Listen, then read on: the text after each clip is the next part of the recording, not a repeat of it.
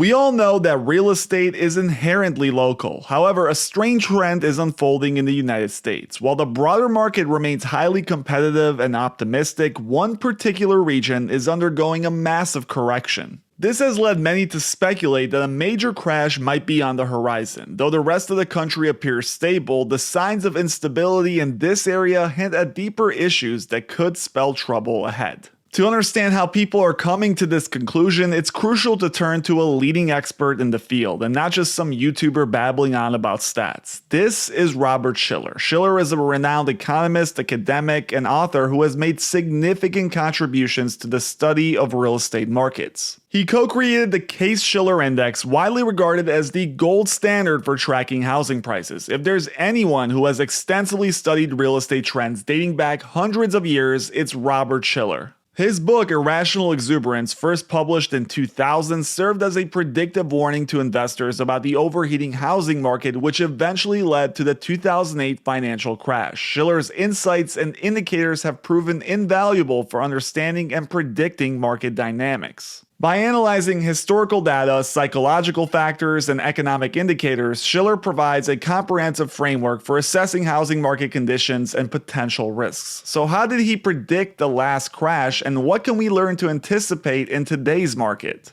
It turns out that in his book, he focused on three main factors: rapidly increasing home prices, price-to-income ratios, and speculative buying. Let's break these down to understand why some people think another 2008-style crash is coming. First, let's examine the number one point: rapidly increasing prices. There's no doubt that home prices have surged well above normal levels. However, Shiller's Case-Shiller Index, commonly referenced on the St. Louis Fed website, doesn't fully capture the extreme nature of this surge. Currently, we're experiencing a significant increase in prices across nearly every state from California to New York, with even more severe rises in southern states. The Case-Shiller Index, at least the one covered by popular media, only covers 10 metro areas, with Miami being the only major southern city included. This limited scope unfortunately does not reflect the full extent of the market's volatility. For example, in Miami, from roughly July 2001 to June 2006, the Case-Shiller Index increased by 136% right before the bubble burst in the 2008 crash.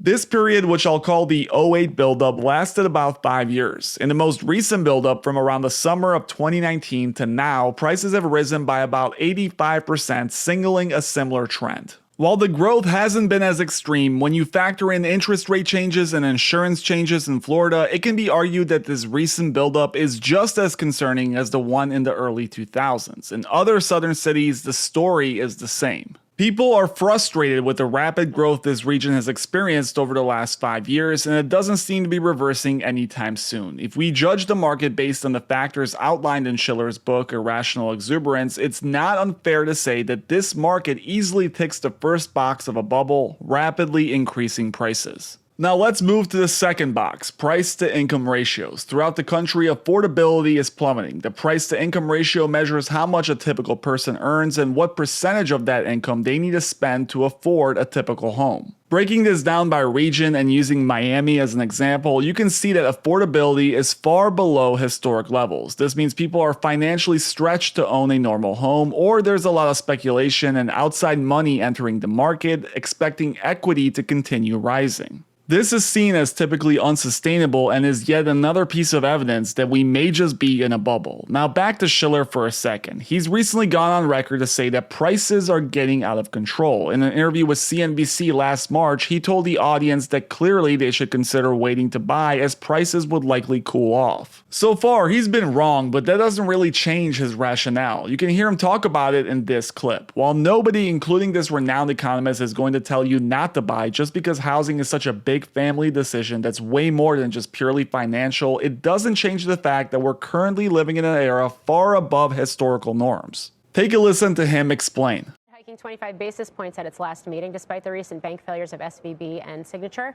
And as borrowing costs rise, what will the ripple effect be on residential and commercial real estate? Joining us now, Yale professor of economics, Robert Shiller. Professor, we're so happy to have you on the show today. We're going to get a bevy of housing data this week, including Case-Shiller Home Price Index tomorrow. We have this brewing debate about whether we've seen a bottom or even at least a stabilization in the housing market. How do you see it? Well, it's easy to forecast the short run in the housing market. Not so easy to forecast if you're a long-term buyer. It's not clear. But home prices are very high, and by historical standards, I would extrapolate the downturn somewhat. It's going to continue.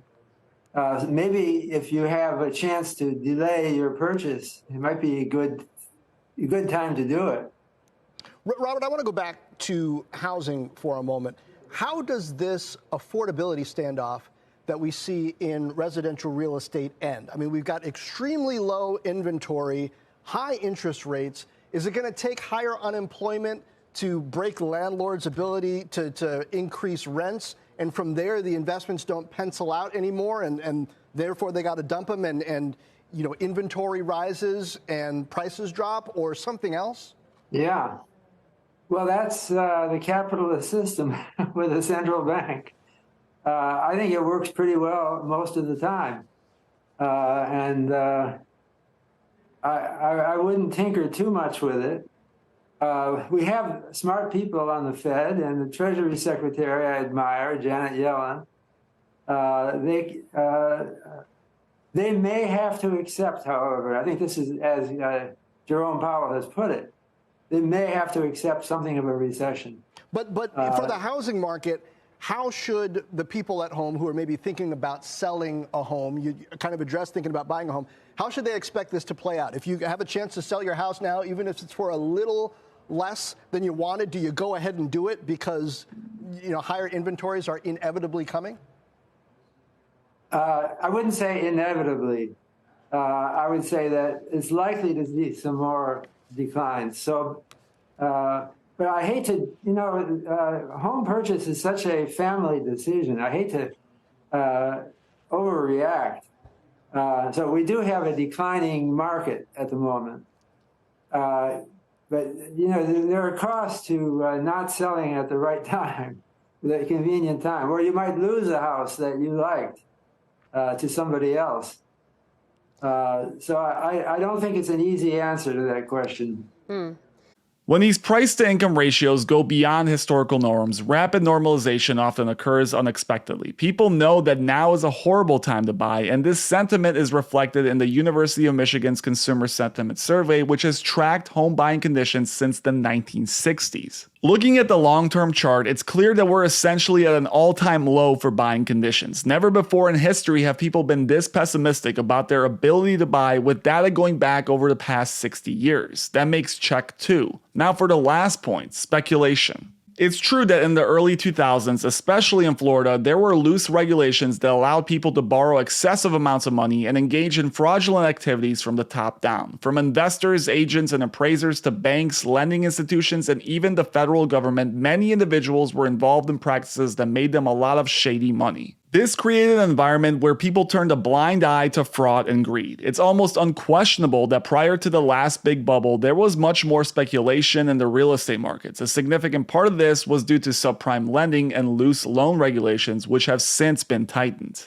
However, this aspect remains highly questionable. Without a doubt, there is still plenty of speculation, especially in southern markets, but determining whether it has reached a tulip level of greed is challenging. If we look at home flipping as an example, the raw home flipping rate, which is the number of homes flipped in a quarter, is definitely concerning. Currently, we're at 68,000 homes, a number not far off the 2006 highs right before the market crash. To make matters worse, if we examine the flipping rate, which is the ratio of flipped homes to homes for sale, we see that flipping is pretty much on par with the pre-2008 highs, with as many as 9% of sales being categorized as flipped homes or condos. If you look at the article linked in the description, you'll see that regionally, it's even worse than this chart shows. In southern markets like Atlanta and Memphis, the ratio of homes that are part of a flip is even higher. So from that aspect, regardless of the loans these flippers are using, it's clear that speculation is on the rise. Whether or not we can call it excessive is very hard to gauge. Overall, you can see that Robert Shiller's points about the early 2000s market, which included excessive price rises, price to income imbalance, and speculation, are evident in today's real estate market. While I don't believe Shiller has explicitly called this market a bubble ready to implode, we can say that some of the same conditions he used to make his argument in 2000 are now apparent in the 2024 market. The big question every real estate analyst is trying to answer is where we go from here. What we do know is that in the southern regions, especially in places like Florida, we're seeing a very active market compared to the rest of the country. If there is some sort of crash, it will almost certainly start in this region, which signifies two very different markets. Thank you guys for watching. As always, please make sure you hit that like and subscribe button if you enjoyed it. And while you're at it, take some time to look at my brand new Substack, which contains more in-depth articles regarding these topics, complete with graphs and more in-depth material. The link is in the description.